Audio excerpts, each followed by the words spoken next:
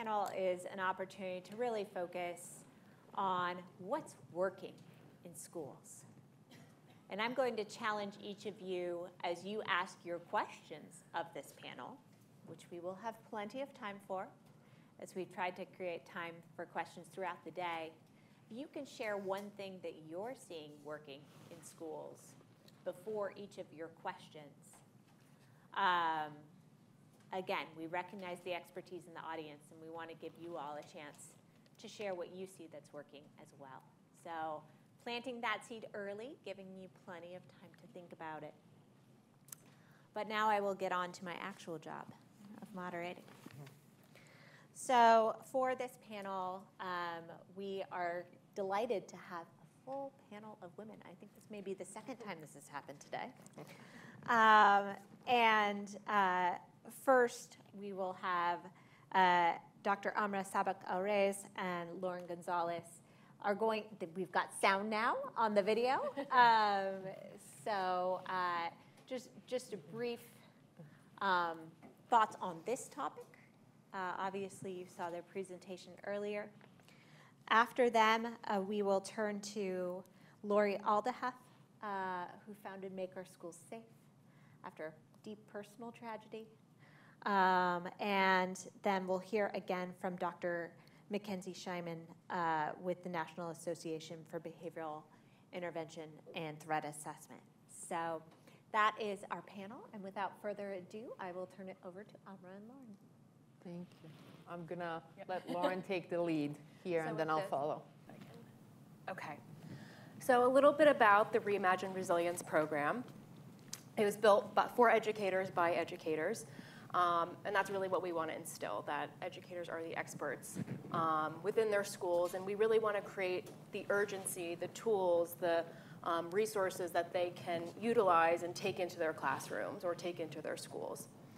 This program was funded by the Department of Homeland Security's Targeted Violence and Terrorism Prevention Grant Program, and it was initially started as a student-led project through the DHS's Invent to Prevent program. But our overall project goal is to really design, build, and roll out a national program and professional development opportunity to create that block to prevent students from going down the path of educational displacement. So we really want it to be a holistic prevention method in that educational staff can cultivate resilience to hate among their students as well as their other educators in U.S. schools. And overall, we aim to amplify and employ prevention strategies in schools through social connection, resilience, building, storytelling, and curiosity. So a little bit about the scope of the program. We really aim to prevent and reverse increasing violent behavioral and social threats facing U.S. schools and among youth. We know that behavioral and disciplinary issues are on the rise in schools, so we really want to be able to kind of prevent that through creating these resilience capacities and social connection. The program was created using the educational displacement model steps, and each course was designed to reflect a component of the resilience to hate framework. And we really want to raise awareness among teachers on the educational displacement model. Yes, and as we said, we're providing insight, tools, and practices to support educators and educational staff to prevent targeted violence and radicalization. Then a little bit about the sequence. So overall, this will be a 30-hour professional development program consisting of 10 courses. One course is mandatory, which will be about 6 hours, and then the sequential 9 will be optional but encouraged. We recommend them in sequential order, and the courses will really range from 1 to 6 hours, depending on where they are in the program. It's hosted through Columbia University Teacher College's Canvas Learning Management System, so it will be accessible online to any educator who wants to take it across the nation. We want to make sure that it's self-paced, so it's not really taken within a set amount of hours, but they have extended amount of times and they're able to take it at their leisure. Also, upon completion of each course within the program, they will be receiving professional development units or continuing education units, CEUs, to make sure that they're able to receive that professional development credits for it. And we used a variety of different education technology modalities. such as Articulate, Mentimeter, Padlet. We utilize social media such as Instagram, I think Pinterest as well, Facebook, to really create those networks to make sure that teachers are able to interact with each other while also creating that greater message to those who might not be involved in the program and those who might just be interested in what we're trying to provide. Let's see. This is the kind of the outline of what a participant would see upon entering Module 1, or Course 1. So we see that it consists of 3 different modules, first of which being self-awareness, community awareness, and, awareness among their community. Ooh, it's a little, my eyesight is not as good as it used to be. Self-awareness, community awareness, and social awareness. So that kind of being in Module 1. Module 2 being connection through community, and Module 3 being educational displacement and introducing that concept. So this is the mandatory course. No matter what, if you're entering the program, you got to take this. We want to make sure that the participants who are coming into this really understand the foundational methodologies and pedagogies that we're trying to get across.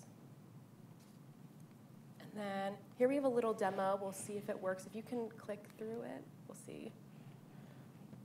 Yep, so here we go through kind of different types of displacement which might occur at schools. Let's see if we can scroll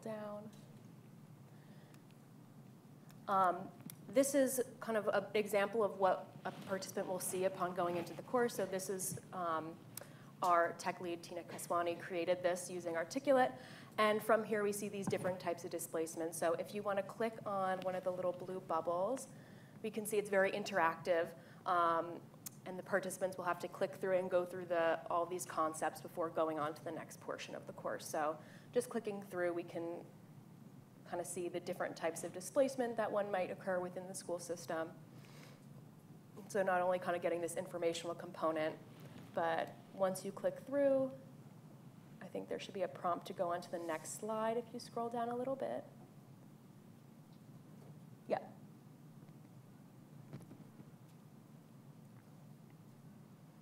And then also having these more interactive components. So here participants will be able to click and drag the example to the different types of displacement. If you want to demo that for me, that'd be great.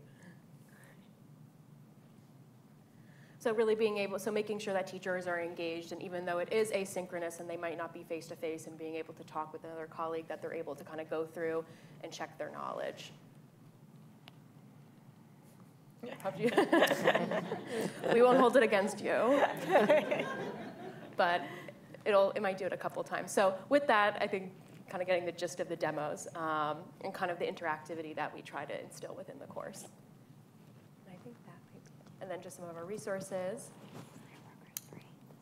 And then whipping out the QR codes again.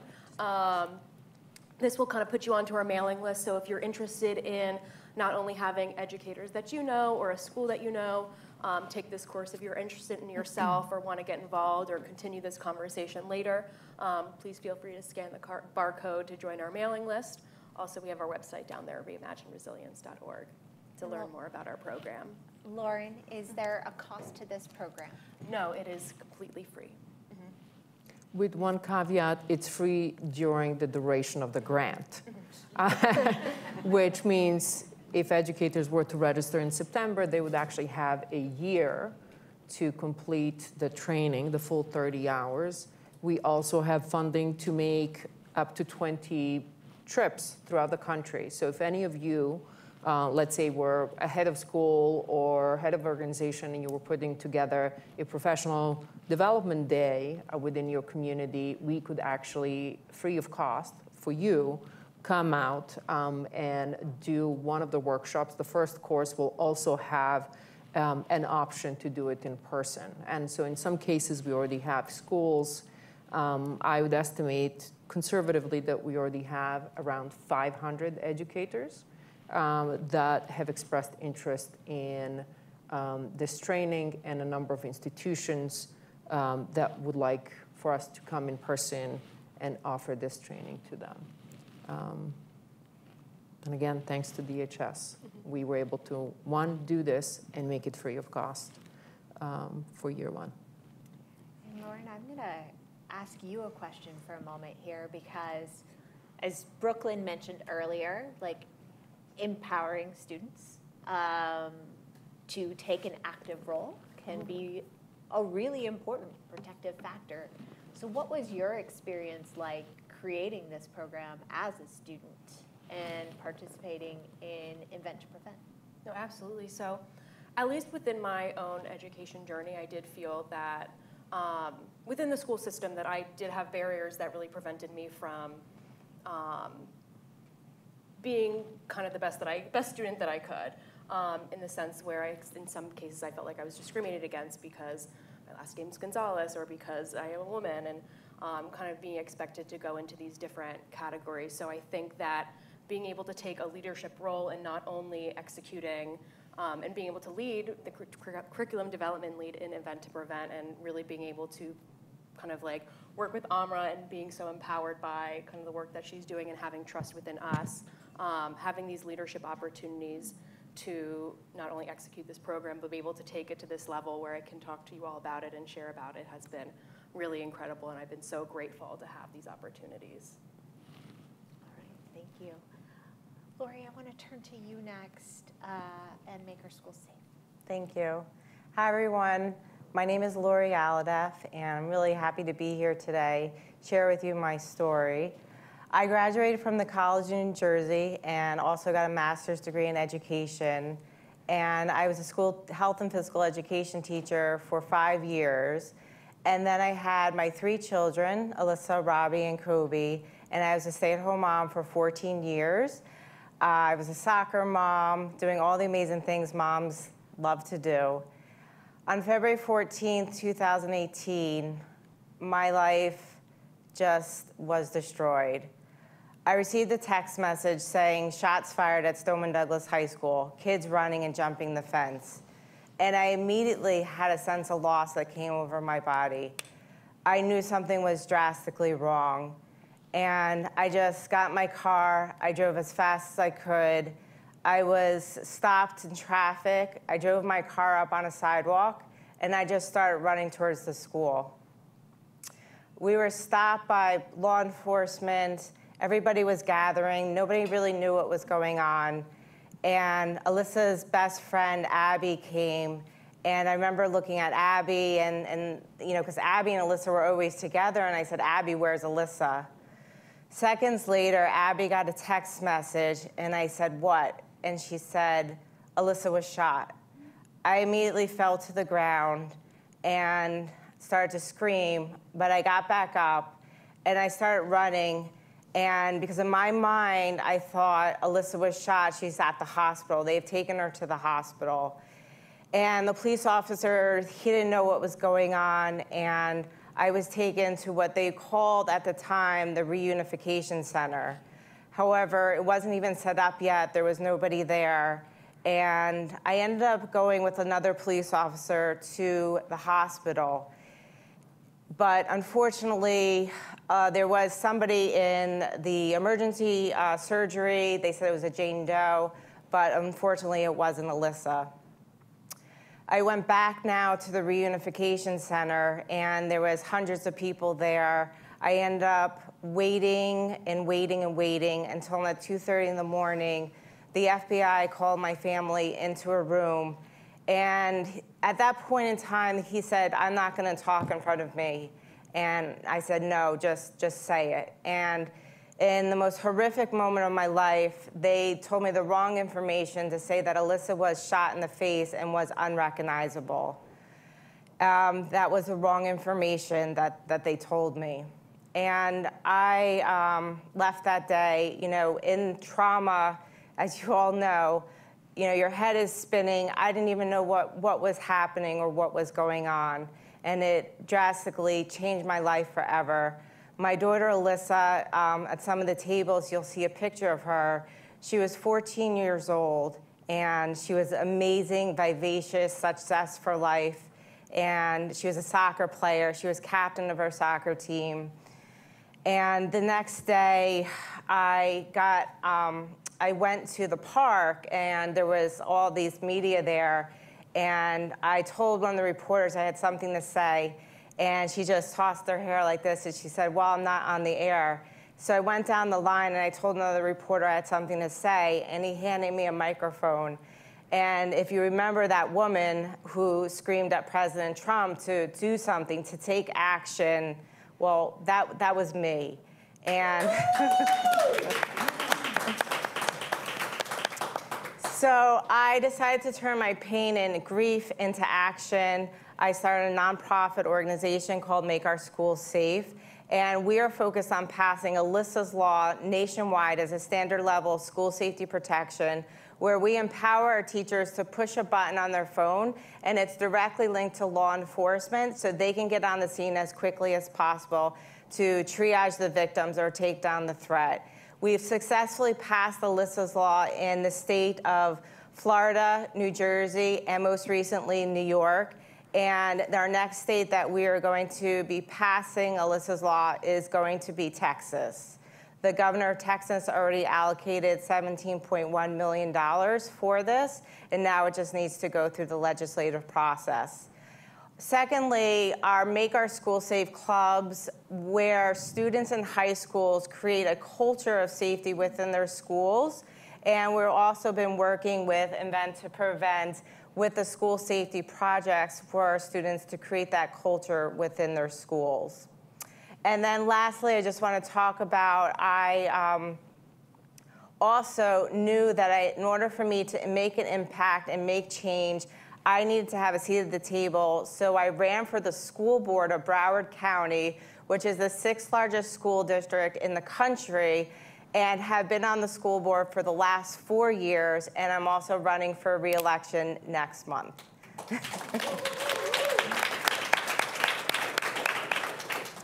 And just quickly, this slide, and I hope we can make it available. If you go to our website, makeourschoolsafe.org, and sign up for our email list, in the next couple weeks, we are going to be sending this slide out. But it was my way of saying how we can create these layers of safety within our schools to help make our schools safe. Thank you.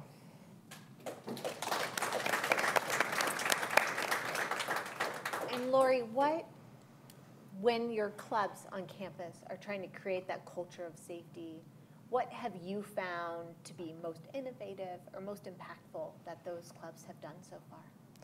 So the premise of this was really after the shooting at Marjory Stoneman Douglas High School, the students, if you remember, they started March for Our Lives, but they were focused on gun control. But Make Our Schools Safe students, I wanted them to specifically just focus on school safety, and I wanted them to own it. Like, yes, we do have a curriculum that we give them to try to follow, but I really wanted it to come from them on what is going to help them be able to focus and make this culture within their school safer. And luckily they're doing the projects through Invent to Prevent, and the students are really coming up with the ideas. We just had a club in New York. They did a fundraiser, and they got money to pay for a Stop the Bleed kit in every classroom of their high school.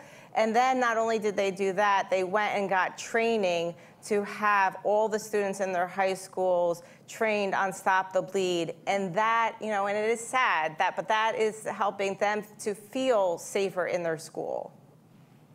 Thank you, Lori. Makenzie, you did a phenomenal talk this morning already, but I think you had a couple more slides you wanted to share. I do, but it's pretty much what I talked about this morning, so I will try to add a new spin to it here and give you all, is that the right one? Okay, thank you.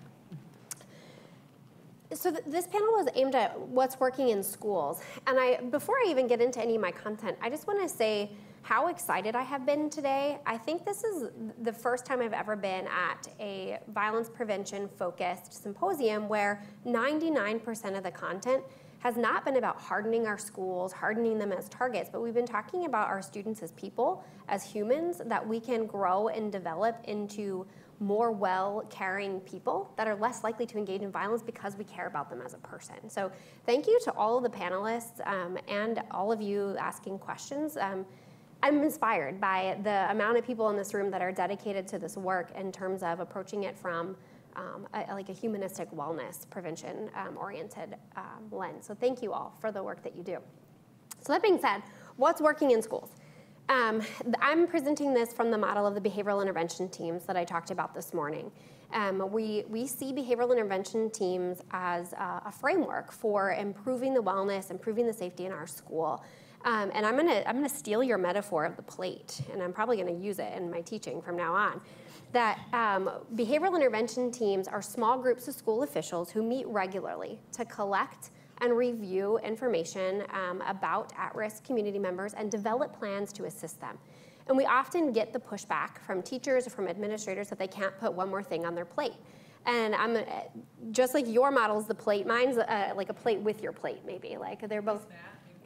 Yeah, placemat to put the plate on. I like that. Yeah, this isn't a behavioral intervention team is not another thing on the plate. It's a way, it's a framework to bring all of these other programs, all these other interventions, all these other teams into one place. Most schools already have in place a critical response team, maybe a suicide awareness team. They have an IEP, disability support team. They might have a PBIS or MTSS team. They have all these teams doing all these. Define some of those acronyms for people who don't know them. Sure. So positive behavioral intervention support would be PBIS. Multi-tiered system of support is MTSS. SEL, social emotional learning teams. So they have these teams with these individual missions or charges to do good work in the school. Behavioral intervention teams do not replace any of that. They do not supplant any of it. They become a framework to deploy those teams in the most effective way. So what I mean by that is referrals come in right now in schools, probably to a lot of different channels, right? If a student engaged in disruptive or aggressive behavior, that might get reported to the assistant principal for some discipline action. But if a student was tearful, they were sad, they were being bullied, they were experiencing some emotional health concerns, that might get referred to the student's school counselor. If they are experiencing financial insecurity, food insecurity, they may be referred to a community social worker. These are pieces of that student's life, pieces of the puzzle of their life that are getting referred to individual responses, individual teams for addressing, but nobody's bringing the puzzle pieces together in that model. Nobody's bringing these puzzle pieces of the student's experience together to see the whole picture of what's happening for a student. And that's what we see behavioral intervention teams as doing, as being the one centralized place to refer any concern, and then that team reviews it, assesses it, and deploys the right resource to support it. And that right resource might still be the school social worker to address food insecurity. That right resource might still be the school counselor to address an emotional health challenge. That right resource might be a trained teacher who is the one trusted adult for that student. But we are now putting that all together. We're bringing the puzzle pieces together and having a coordinated system of response that gets the right support to the right students at the right time. These behavioral intervention teams, like I talked about this morning, should be charged with responding to a spectrum of risk, right? These are not threat assessment teams that are responding just to threats. They are teams that respond to anything from incredibly low risk concern for a student up to high risk. And then the interventions are tailored to match the level of risk that was reported to the team. So we can, like I said, connect students to resources and manage threat when it does emerge. Well, that's weird. Sorry about that. BITS do this through this three-step process that I talked about this morning. We gather referrals from the community about students who are struggling, assess the risk, and deploy interventions to support and match that level of risk. So, Makenzie, can you tell us, how do you staff Yeah, great question. these behavioral intervention teams? What types of background, training do you include on these teams? Yeah, we want teams to be multidisciplinary and diverse. And I mean that in the broadest term of the word diverse, right? We want diverse positions on the team, but diversity in persons on the team as well, to the extent that you can in the school, given your resources. But the behavioral intervention teams are staffed by existing school officials. This does not require hiring additional staff. It does not require an additional staff person to run the team. So usually at the K through 12 level, we see about 5 folks on the team, 5 to 8, depending on the size of the school. But that's usually your principal, your assistant principal, somebody from special ed or overseeing the IEP process, a mental health official, and if the school has an SRO, school resource officer, or a relationship with local law enforcement, they would serve on the team as well. So we want people coming to the team that have various lenses on the student experience, right? A mental health official or counselor is going to look at a situation differently than a law enforcement officer would, who's gonna look at it differently than your special ed teacher would, who's gonna look at it differently than your assistant principal that oversees the student discipline process would. We want all of those lenses contributing to the risk assessment and to the development of the interventions for the student, so that way we're responding to the holistic needs of the student and assessing it from all perspectives. So existing school staff, usually school administrators, to give you a much shorter answer. All right. So now it's time to open it up to all of you. I will remind you of the challenge, which is, as you ask your question, please introduce yourself and share one thing that you have seen working in schools or one thing you'd like to see tried.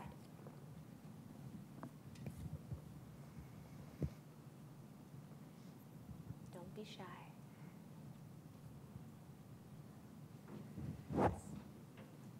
Jordan.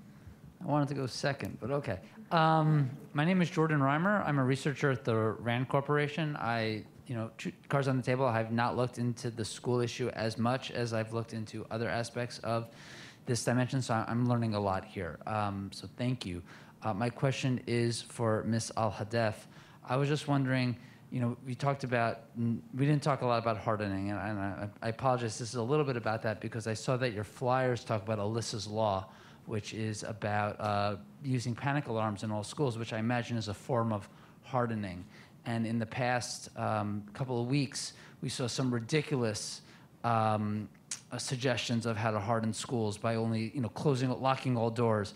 And I'm wondering, are any policymakers talking to you or your team about smart ways to harden schools, like panic alarms or other aspects that I'm sure your team has thought of? Thank you. So we're required in Florida, after 2018, the Marjorie Stoneman Douglas Act was passed, and part of that law is for every year schools to do a risk assessment. And so that is done by a school safety expert person. So based on that risk assessment, whatever those vulnerabilities are within that campus, because every campus has its own unique needs, then that's what we need to fix, to harden, right? The school might not have a perimeter fencing for single point of entry. They might not have a locked front door with a security office and a buzzer and camera, so the person can say what is their intent for being there and showing their license and ID before they get buzzed into the school. So based on that assessment, then that's the plan, the game plan for the school to be able to apply for grants or state money or federal money to fix those issues and problems specifically at their school. And Jordan, I know you tried to get away with this, but what's one thing you've seen working in schools or you would like to see tried? You're not going to get away with that. There was talk earlier about Thank you. There was talk earlier about threat assessment teams. I know that you use different language, but it seems to me that it's not just about the threat assessment, but it's about the threat management team, which is why I know that McCain uses TAMT, threat assessment and management team. So again, I haven't looked into this, but it seems that it's not just about assessing the threat, but it's about having a wraparound provision of services to actually manage that person's needs and meet their needs to reduce any potential threat. Yeah, I would agree with that. A lot of we see, even in schools that might have some sort of assessment team, behavioral assessment, threat assessment, that they see the assessment as the end of the story instead of the start of the story. That's where we learn what the student needs, and absolutely that next step needs to be interventions that we need to do. Once we know the information, we need to do something to manage the information that we learned. And self-interested commercial, our last symposium was on integrating assessment and management, and those videos are all available online for anyone who would like to go back and watch that content. Other questions?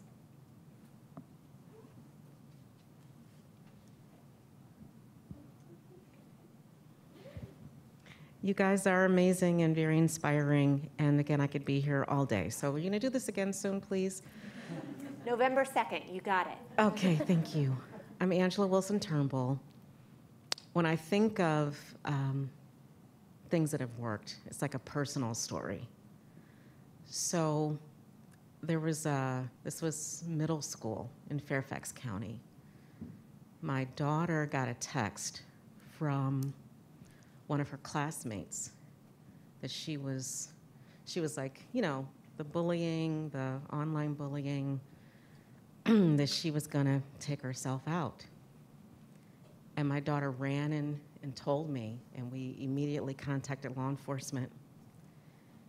And they were able to track her on her cell phone. Like, we went to her house with law enforcement, and then she was not in Virginia, she was actually in Maryland. And her life was spared. And my daughter developed an anti-bullying campaign that was implemented in the school. And then she presented it in Congress, you know, like at a women's conference. So for me personally, and I think back, like how did my adolescent girl have the courage to come and talk to me? And I think it starts with us educating our own children. Like I normally would bring my daughter to stuff like this. So how do we, my question is, how do we do a better job in educating our own children, our own students, our own communities, so they're empowered to take critical action wherever the crisis exists? Thank you. Lori, please. So we have a statewide See Something, Say Something app called Fortify Florida. There's also Safer Watch app. But what I do is I tell our parents, like, I want to empower our parents that if there is some type of threat or bullying, there's ways to report this on the app. They can report it as themselves or anonymously. And this threat, it goes directly to law enforcement so they can, you know, try to figure out maybe they need to go to their house. Maybe that person said they're going to shoot up the school. They need to go to their house, and we have red flag laws in Florida so they can see if they have access to weapons or guns. So whether to see this as a credible threat or not. So I definitely would encourage your schools to have a See Something, Say Something app so that you can be able to report these threats, but feel empowered, and as parents or students, to feel empowered to be able to report the threat. And we have prevented lots of violence from happening before it happens. Does anyone else want to tackle this question? I think what's also interesting, and what your daughter did was amazing, and I think we need to give more platforms for students to create these initiatives on their own. And I think, I know Invent to Prevent went to start doing high school programs, which is so incredible, because I think high school students really know the solution to a lot of the problems. I think middle school students know the solution to a lot of the problems, and sometimes it's not as complicated as we try to make it. So I think, I'm saying I think a lot, but creating opportunities for students to really have those voice and leadership opportunities is so crucial to have in schools. Especially because we know peers are more likely to listen to their peers, right? So if it's a peer education program and they're the ones teaching students about creating this culture of care, about this anti-bullying, they're going to believe their peers more than they will believe an administrator. Absolutely. I'd like to note I also created a violence prevention program when I was in elementary school, so you can start as early as you want. People claim I'm an outlier, but I still claim you can start as early as you want. I would just add, you know, there's a famous concept by Pablo Freire that we use in our training, which is the idea of true dialogue. What is true dialogue? Opening that space, the environment you created for your daughter to feel comfortable enough to tell you in that crisis moment what was happening. And true dialogue is really engaging with equal parties, equal partners, having respect for that young adult so that when it is time to come to you with something that perhaps might be a failure or fear, that it can come out naturally. And having a sense of humility and respect in that conversation, I think we often miss that. There's this sort of sense of hierarchy that we tend to embed, whether it's in education, in workplaces, in family environments, that precludes young people from believing in themselves. I think something that Lauren has mentioned, and I think that I try, probably not in a perfect way, but certainly make an effort to do, even in working with my team, to ensure that everybody has that sense of and feeling, I can tell you anything. You can tell me anything. There's no consequence to you telling me. There's a consequence if we're not aware of a particular situation, and that consequence in this context could be a loss of life. Brooklyn, please. Hello, thank you for this. This is Brooklyn, and I think this is connected to your question. One thing I'm seeing working in schools is a focus on youth needs and youth interest. In a school, I had a 5th grade teacher share with me, she had a boy who came in every day, hood up, head down. We know these students, right? Hood up, head down. And I encouraged her to ask if he had a trusted adult at school. And she's like, of course he does, he's got the count. And she started naming all the resources. And I was like, but ask him. And he shared he didn't, but he really wanted to meet the shop teacher. And so she brilliantly connected him, talked about trust. And he wanted to meet the shop teacher because he wanted to help build this remote control lawnmower that the shop teacher had been talking about at a school meeting. And all of a sudden, so she connected him, and he would come to school 3 mornings a week to build the remote control lawnmower, and immediately the hood was off, the head was up, engagement, interest in building relationships. But we don't know that they want to build remote control lawnmowers. We don't know if it's bracelet making or speech or debate. Like there's all, so one thing I've seen is schools asking young people at the beginning of the year, what are your top interests? What are you most excited about? And then allowing them to create their own clubs and their own. My question for all of you is what strategies do you use to influence superintendents and school boards and convincing them that a remote control lawnmower and community and relationships are a prevention tool for radicalization and suicide and school shootings? Because I think I hear in this room we're all in agreement on this huge protective factor, but I don't know the best way to convince some of the ones who make the biggest decisions. Let's start. So we have 9 members on our board. And 2 of the members lost someone on February 14th in 2018. We're working on our strategic plan right now, and safety is a top priority in that plan. And we don't have any issue with surrounding to saying what you were just saying. That is very important for our school board. But I would, it really pains me that in other states that they are not learning from the tragedies that happened at Marjorie Stoneman Douglas High School. And unfortunately, they still won't learn after Robb Elementary School. Everybody thinks that this is not going to happen to them, and that needs to stop. And as parents, as professionals, we need to bring it to the school boards, make it a top priority of theirs to make their schools as safe as possible.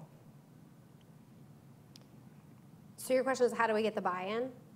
Yeah, from the, I think our approach is to target it at all levels, right? We have conversations with school boards about how to roll this out across the school district. I shared with you at the break that we're doing this in New Hampshire. So we're working at the district level or at the state level to get it to all the districts in New Hampshire. But then in other areas, we target it right at the principals or the superintendents. So getting in front of them and, at least from our perspective for NVIDIA, explaining to them what trainings we have and what we offer.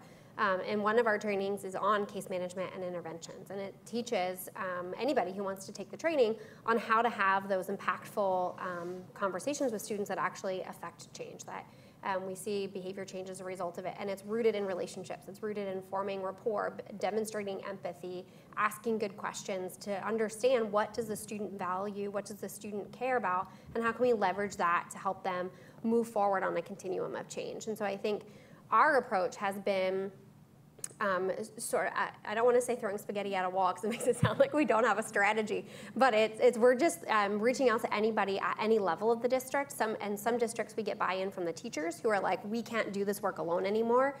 Get us help. At other districts, we get it from the top down, right, coming from the board and getting them to get their schools to do the training. What I would love to see is, and I think this is what you're saying too, is I would love to see federal legislation that mandates that schools do some of this work. And we know that, unfortunately, schools often don't get financial resources to do programs, to do work, unless those programs are required by law. And so if we can get federal legislation targeted at the right ways to improve school safety, I think we'll get more buy-in from the school districts.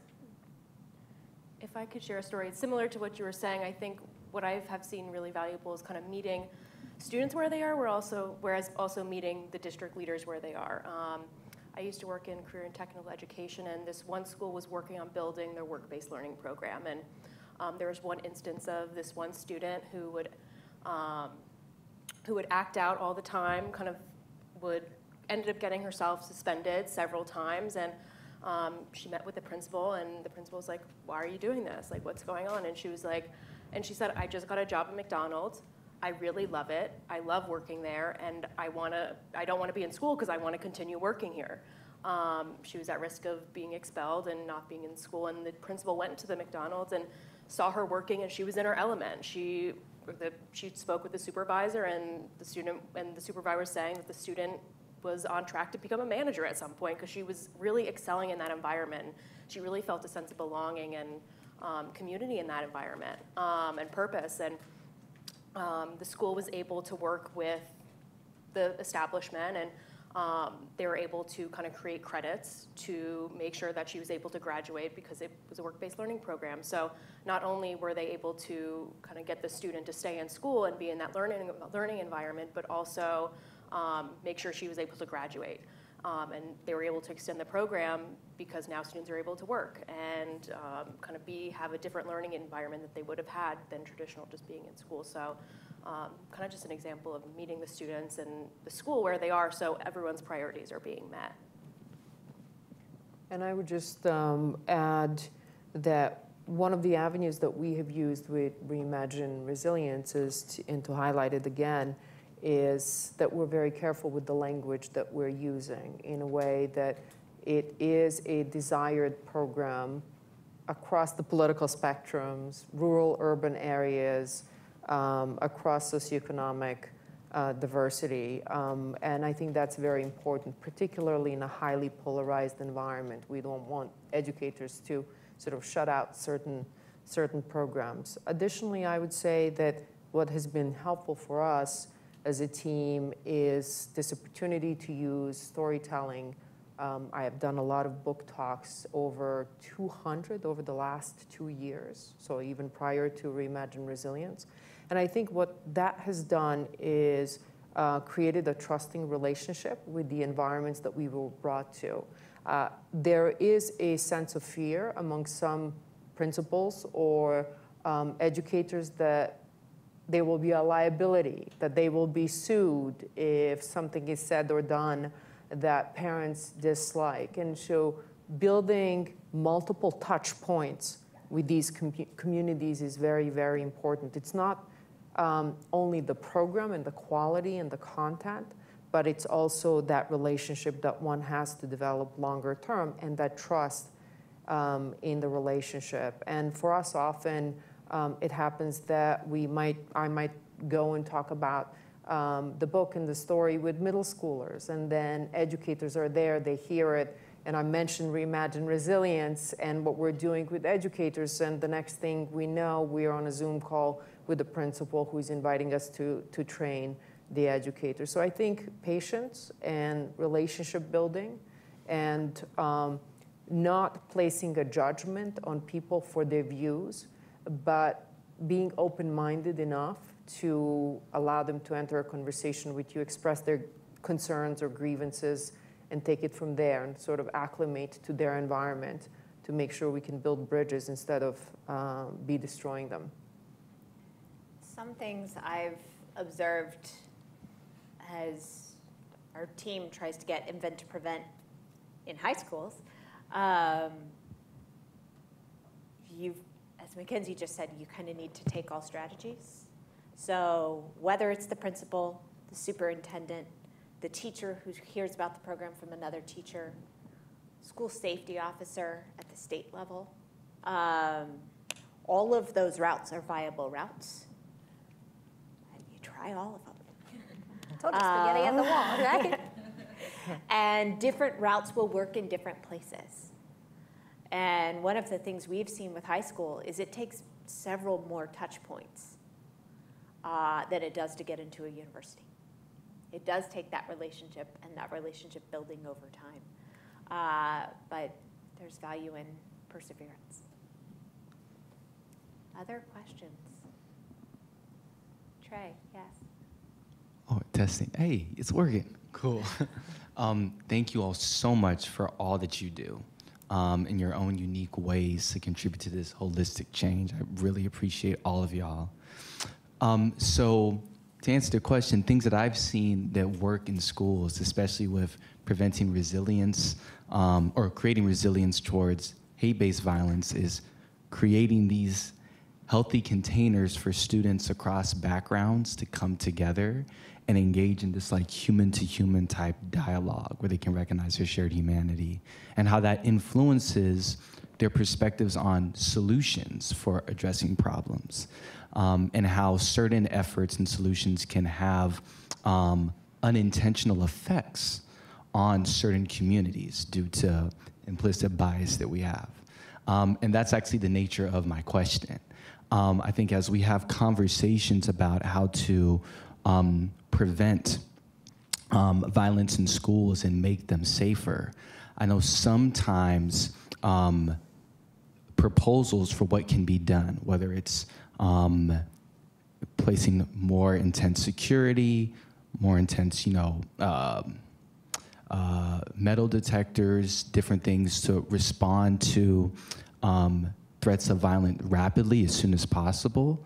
Sometimes those efforts can be, for lack of better words, used to unproportionately respond to folks of color and marginalized communities, and respond to, I think as we were talking about before, maybe some level 1, 2 behaviors that they may have differently than white counterparts. So it's great to have people of diverse backgrounds in the room. So I'm curious if you all have had experiences of having people from diverse cultural backgrounds a part of your teams, a part of your boards, in the room as you are crafting initiatives to prevent violence. And if so, like, could you give some examples of that and why that was important? Did that make sense?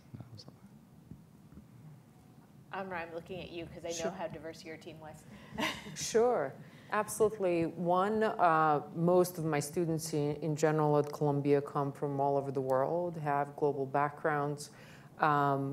Lauren shared her background a little bit, and we have other team members really who I would say had no background in extremism, targeted violence, radicalization. One of the students is another, like Lauren, another critical member of my team. He's doing PhD in philosophy. Brilliant mind, has contributed tremendously to the work that we're collectively doing because he has a very different perspective. He also has, not to speak on his behalf, but very diverse background in terms of what you raised, ethnic, racial, global, international background. Similarly, Tina Kiswani, who is doing her master's in technology and education. I think Lauren, Tina, and Vic together took my course on radicalization, the only course, to my knowledge, taught at a graduate school of education on extremism or radicalization. If there's another one, I would love to connect with a faculty member so that I don't feel lonely in that space. So they took that class, I think it was the first semester during the pandemic. And just to give you an example, I used to have a different type of exam for that course and decided to change everything after meeting them in the first Zoom session and realizing how disempowering the experience of pandemic in Zoom was for them. There was a student who was in Turkey, waking up at 3 in the morning, and really sad that she couldn't be there. There were students in Pakistan, in China. I mean, it was very, very difficult emotionally for all of them. And I said, let's believe that we can do something.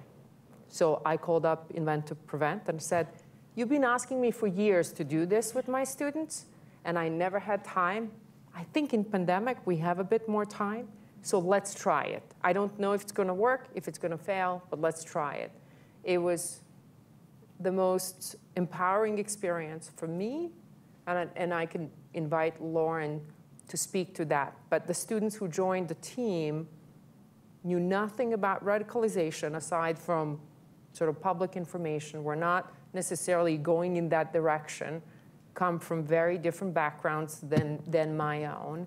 We didn't, in fact, in person meet and we worked together for a year and a half until we had to record something. And just to give you a little sort of funny detail, by the end of that course, our colleague and my former student who was in Turkey had her parents wake up because she was so excited about what we were doing that the parents were waking up and joining our class. But go ahead, Lauren. Yeah, and just to reiterate, it was a really incredible experience, and especially in creating, within their first Invent to Prevent program, we created a course similar to Reimagine Resilience, and in developing the curriculum, we gave every student kind of a list of competencies that we wanted to cover, and we told them, please just create an hour worth of content based on your background, based on your experience that covers these competencies, and we'll Frankenstein it together, and fingers crossed it comes into something coherent. And it was truly magical to kind of see what everyone created and what everyone came up with and how we were able to seamlessly intertwine it to be a really amazing professional development opportunity for educators. So as Amra said, we had people from dance backgrounds, philosophy backgrounds, tech backgrounds. Some were from other backgrounds within Columbia, not even at Teachers College. And what we were able to create was really incredible, and I think gave us a really wide breadth of perspectives and opportunities for educators to become engaged in this topic. And I would just add that we, through Columbia, then decided to have presentations internationally through Columbia Global Centers, and this is sort of the beginning of Zoom, and people didn't know how to use it or how to even show up, and we had, between the views of individuals who watched the recording and live, we had about 6,000 people watch student presentations on some of the work that they did. So it was, for me as a faculty member, it was an incredible experience and validation that you have to do applied learning for it to matter in the classroom, and you have to be able to bring diverse perspectives. It just made the project that much stronger. So I'll answer your question sort of from two different angles. One, within NBITA, so within our company, we make really intentional efforts to have, we have an advisory board, and to have diverse perspectives on the advisory board, and to make sure that we include diversity in all its forms, right, and in all the different ways that we can on our board, so that as we're developing our standards of best practice, as we're developing our risk rubric, as we're developing our violence risk assessment tools, that we are developing them with diverse input to make sure that those voices are a part of the development of our resources and tools. The other lens I'll just speak to your question from is when we're training school districts to set up their teams, recognizing that you only have so many staff to choose from. So sometimes you've got a limited pool, right? Which is a whole different problem about how to get more diverse professionals in our field. But that's a conversation maybe for another day. But when we're training schools how to set up their teams, we teach that it's less about like the person's title and the role they have at the school, and more about the perspective they bring to the team.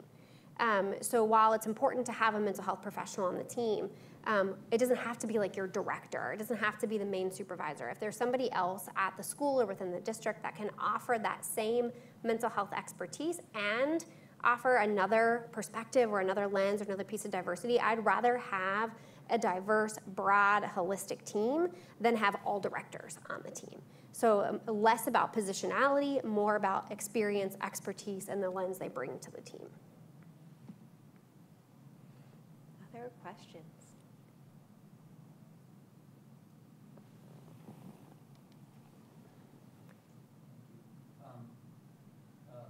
Question for Dr.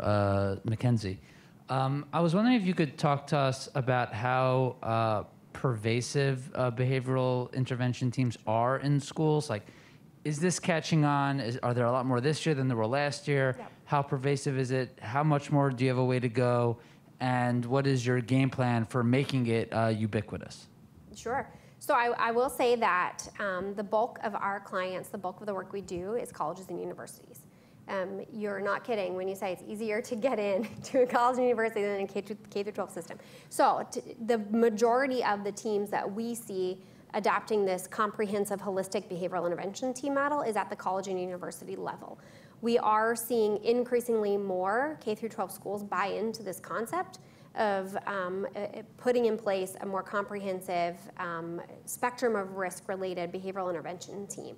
So we're seeing more buy-in from the K through 12 level, but it is a stronger battle. Like, it's a bigger hill and a bigger rock to push up the hill to get it into the K through 12 school system. I hope that through the work of like what your organization is doing, the work of some of the federal legislation that's coming out, that we'll see more schools buy into this. We're doing really good work right now, partnering with Texas in getting behavioral intervention teams in schools across the state of Texas.